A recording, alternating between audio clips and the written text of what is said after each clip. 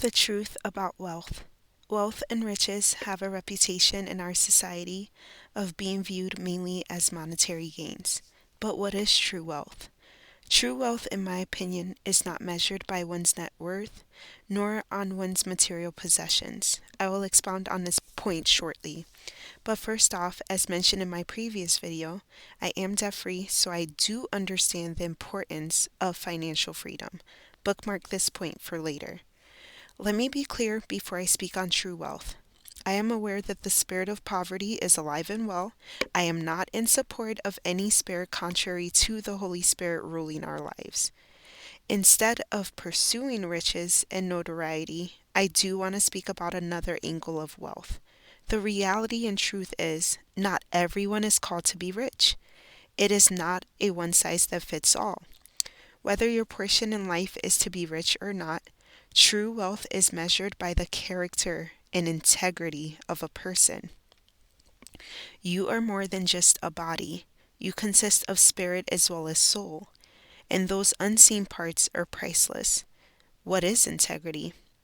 It means living life in truth, being a person that does what they say they will do, a person who places value on others and does not see others just as a way to gain monetary gains. A person of integrity knows the worth of their soul. The wealth and riches you see in others might have cost them their very soul. Remember that when you compare yourself to others and what they may have. For what is a man profited if he shall gain the whole world and lose his own soul? That's in Matthew 16:26. Earlier in the book of Matthew, chapter 4, Jesus himself was tempted by the devil to have the whole world and its kingdoms, contingent on only if he would bow down and worship Satan. Of course, Jesus replied and said, I will only worship and serve God. We have become accustomed to building friendships and relationships according to a selfish mindset of what can this person do for me? When we view others from that lens, we miss seeing their spirit. Better questions to ask when meeting someone. Are they kind? Do they keep their word? Are they stable emotionally? Discernment is a lost art, but I argue that it is vital to cultivate this gift. It can be life-saving to see beyond what you see. Money can blind our spiritual senses. I think it is a wonderful tool to have. But if you are solely driven by materialism and riches, it can have negative consequences. The love of money is the root of all evil, as it says in 1 Timothy 6:10. Riches are not bad, neither are rich people.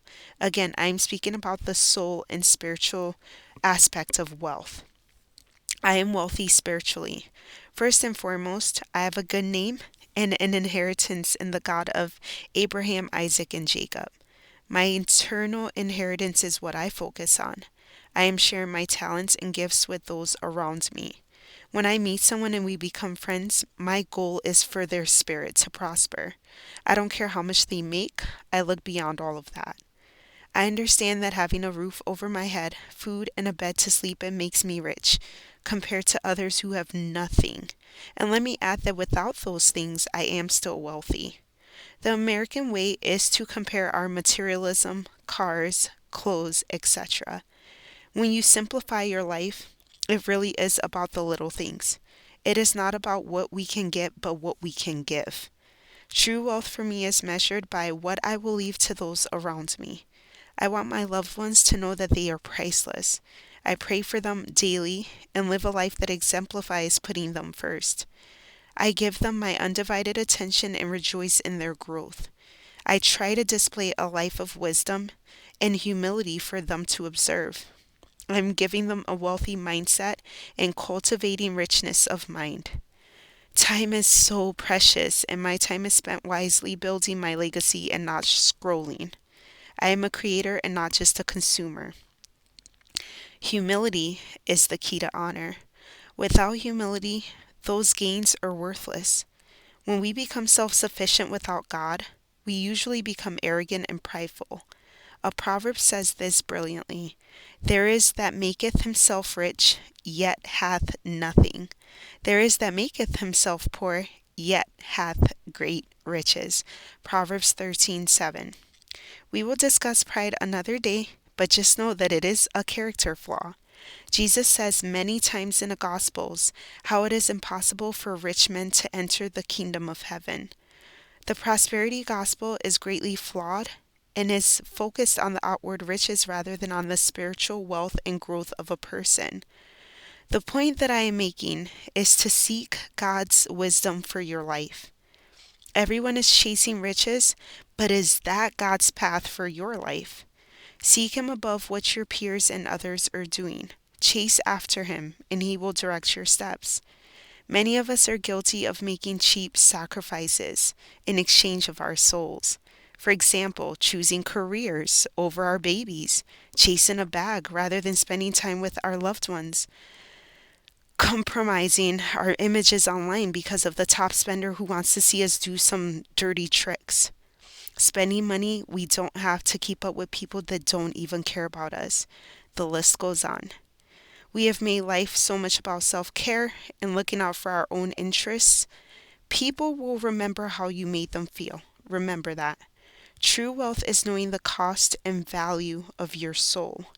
That is priceless. Don't trade it for cheap riches. More than just a body, you are a temple. Honor the vessel God has given you. I meditate on this passage often.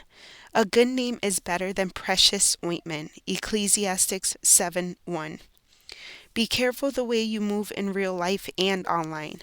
Your name and reputation matter, and they precede you at times.